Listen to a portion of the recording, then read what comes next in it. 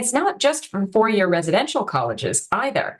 One of the wonderful things about the book is that you talk about folks who are at commuter schools as well, folks who are at community colleges, folks who may not be having the sort of Hollywood movie college experience, but who are very much making really important transitions. And so I like that fact too. I have a lot of students who spend their first 2 years at a community college and then do their second 2 years of their four-year degree at University of Wisconsin at Madison. And they also could benefit from the Freshman Survival Guide, even in the middle of that transition.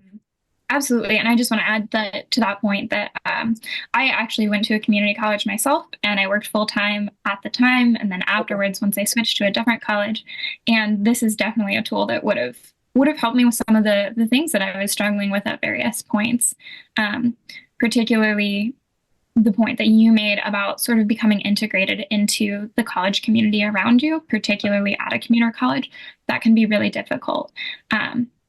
But at the same time, I know that that's one of the things that I think ultimately led to some of my success at the time and at the school that I was at, and then later on.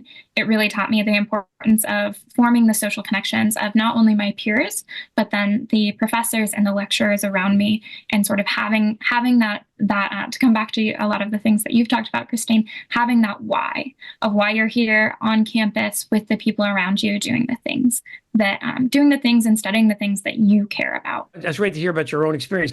What are some of the things you intentionally found yourself did that really helped?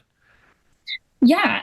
So I'll say that really specifically, and I'll say it was out of necessity as well, but during my time in community college, I was taking calculus and I was taking some of these upper level calculus classes as someone who maybe was not the strongest in math at the time. And I would say it's pretty good now, but part of that is because I would spend, 15, 16 hours a week in the campus tutoring center for math.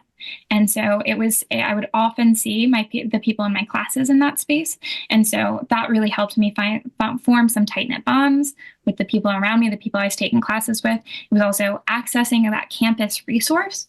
And it really made it feel like a space that I was happy to be in. I don't think most people say, oh, I love being in the math tutoring center, but that particular space on campus was really like a delightful one. They really worked hard to form like a community. And once I spent some time there, it felt safe and comfortable being there.